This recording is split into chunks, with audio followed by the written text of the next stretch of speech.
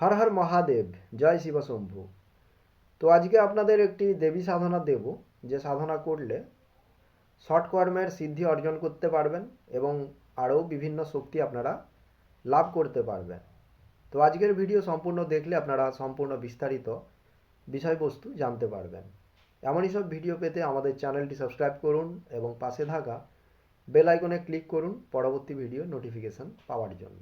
তো চলুন আজকের ভিডিওটি শুরু করা যাক। তো যেমনটি আপনারা থাম্বনেইলে দেখেছেন যে এক রাতের দেবী সাধনা। দেখুন, কোনো এরকম দেবদেবীর সাধনা নেই যে এক রাতের মাধ্যমেই আপনি সিদ্ধি অর্জন করতে পারবেন। এক রাতের মাধ্যমে অর্থাৎ ধরুন আমি আজকে রাতেই সাধনা করতে বসলাম আর আজকে রাতেই আমার সেই সাধনাতে সিদ্ধি অর্জন হয়ে যাবে, এরকম কোনো দেবদেবীর সাধনা নেই। তবে কিছু তামসিক সাধনা রয়েছে যেই সাধনাতে এক রাতের মাধ্যমেই সিদ্ধি অর্জন করা যায়। আবার আপনি দেবদেবীর সাধনাতে এক রাতেই আপনি সিদ্ধি অর্জন করতে পারবেন, সেটা কিভাবে? দেখুন, যে কোনো সাধনার যে শক্তি মানুষ অর্জিত করে সেটা কিন্তু এক মুহূর্তেই হয়ে থাকে।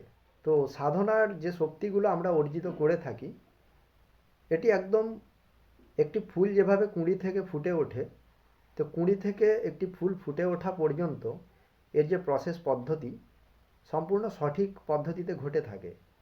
এরকম কিন্তু নয়, আপনি এরকম কোথাও দেখতে পাবেন না যে আজকে কুঁড়িটি হয়েছে আর কালকেই সে ফুলটি ফুটে গেছে।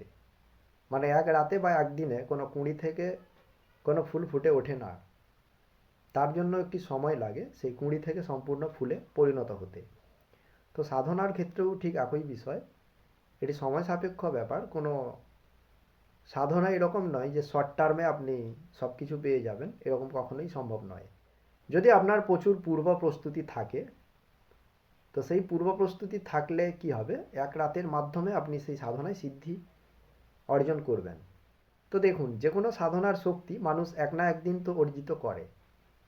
তো আপনার যদি পূর্ব প্রস্তুতি থাকে তাহলে কিন্তু খুব সহজেই আপনি এক রাতের মধ্যেই সেই সাধনার সিদ্ধি বা শক্তি অর্জন করতে পারবেন।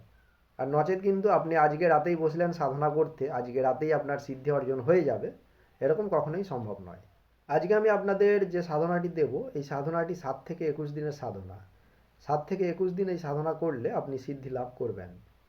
অনেক ব্যক্তি আছেন যাদের হাত দিয়ে এই সৎকর্মের যে 6টি কর্ম রয়েছে, দেখবেন কোনো একটি কর্ম হয়, কোনো একটি কর্ম হয় না। কারো হাত দিয়ে 4টি কর্ম হয়, বাকি দুটো কর্ম ঠিক মতো হয় না।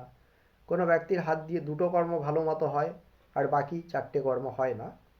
তো এরকম যে সমস্যা যাদের রয়েছে, আজকের এই সাধনা করলে সেই শর্ট কর্মের সিদ্ধি আপনি অর্জন করতে পারবেন।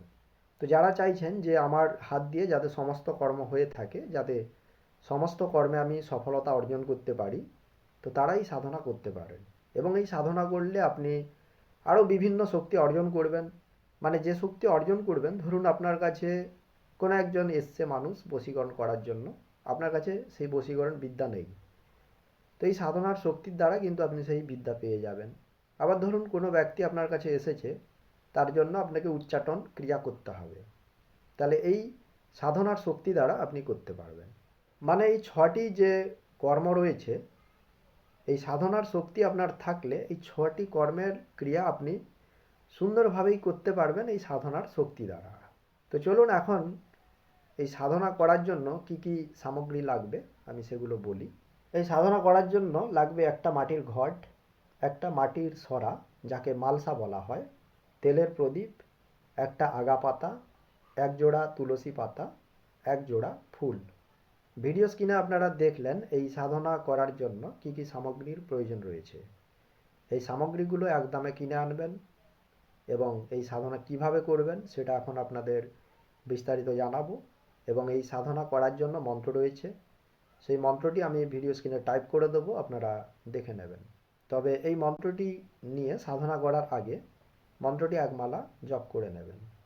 মন্ত্রটি যখন জপ করবেন তখন পূর্ব দিকে একটি কুশাসন পেতে বসবেন। কুশাসনের উপরে আপনি সিদ্ধাসনে বসে সামনে ধূপদীপ জ্বালিয়ে এই মন্ত্রটি রুদ্রাক্ষ মালা দিয়ে একমালা জপ করে নেবেন।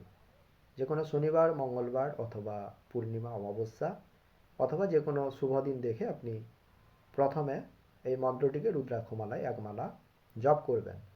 তারপরে এই সাধনা শুরু করবেন। এই সাধনাটি 7 দিন থেকে 21 দিন পর্যন্ত করতে হবে। তো চলুন এখন আপনাদের জানাবো এই সাধনা কিভাবে করবেন। এই সাধনা করার জন্য আপনাকে একটি নির্জন কক্ষ বেছে নিতে হবে। সেইখানে যে মাটির ঘট বলা হয়েছে সেই মাটির ঘটের মধ্যে যে যে সামগ্রীগুলো লেখা হয়েছে সমস্ত সামগ্রীগুলো দেবেন। দেওয়ার পরে আপনি ওই ঘরটিকে জলপূর্ণ করে দেবেন। জলপূর্ণ করার পরে যে মাটির সরাটি থাকবে ওই সরাটি দিয়ে মাটির ঘটে ঢাকনা দিয়ে দেবেন। দিয়ে আপনি রেখে দিলেন। এই ঘরটি থাকবে পূর্ব দিকে এবং এই ঘটের সামনে আপনাকে কি করতে হবে, শুয়ে থাকতে হবে। ঘটের দিকে আপনার মাথা থাকবে এবং লম্বালম্বিভাবে আপনি শুয়ে পড়বেন। এই সাধনা করতে হবে রাতে। যত নির্জন গভীর রাত হবে ততই ভালো। সাধনা করার আগে অবশ্যই আপনি সুরক্ষিত হয়ে কাজ করবেন। মানে যারা গুণিনতান্ত্রিক লাইনে রয়েছেন তারা জানেন নিজেকে কিভাবে সুরক্ষিত করতে হয়। এবারে আপনি কি করবেন, ওই ঘট যেখানে রয়েছে ওই ঘটের দিকে মাথা করে আপনি শুয়ে পড়লেন। এবারে আপনার এই যে হাতটি এভাবে জড়ো করা থাকবে মাথার ওপরে, এইভাবে আপনাকে শুয়ে এইভাবে যেখানে ঘরটি রয়েছে সেই ঘটের দিকে এই হাতটি এরকমভাবে থাকবে এবং আপনি চোখ বন্ধ করে মন্ত্র জপ করতে থাকবেন। তো আপনাদের যেভাবে আমি দেখালাম এরকমভাবে এই মন্ত্রটি 108 বার জপ করতে করতে ঘুমিয়ে পড়বেন। এটি 7 দিন থেকে 21 দিন পর্যন্ত করতে হবে। সাধনা সম্পূর্ণ হলে সেইখানে দেবী হাজির হবে।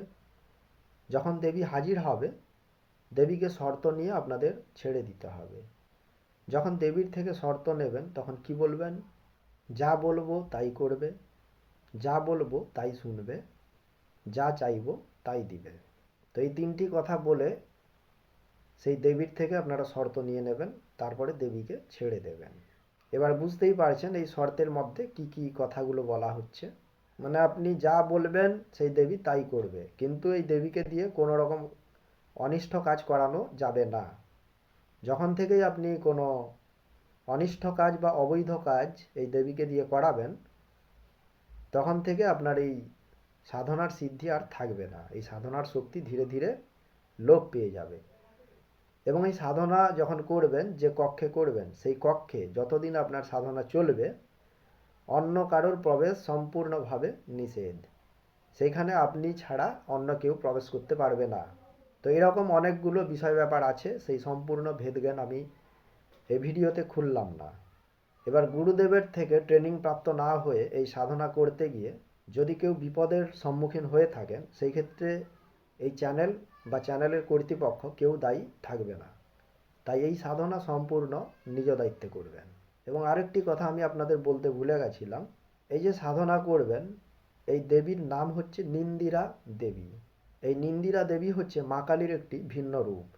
তো আবারও আপনাদের বলছি, কোনো গুরুদেবের পরামর্শ না নিয়ে বা গুরুদেবের কাছ থেকে ট্রেনিং প্রাপ্ত না হয়ে যদি কেউ এই সাধনা করে থাকেন সেটি সম্পূর্ণ নিজ দায়িত্বে করবেন। কারণ সাধনা করতে গিয়ে যদি কোনো হিতের বিপরীত হয়ে থাকে বা আপনি কোনো বিপদের সম্মুখীন হয়ে থাকেন সেক্ষেত্রে আমি বা আমার চ্যানেল কর্তৃপক্ষ কেউ দায়ী থাকবে না। তো আশা করি ভিডিওর সম্পূর্ণ অংশ বুঝতে পেরেছেন। কোনো অংশ কোথাও বুঝতে অসুবিধা হলে কমেন্টে জানাতে পারেন। সবাই ভালো থাকবেন। ধন্যবাদ।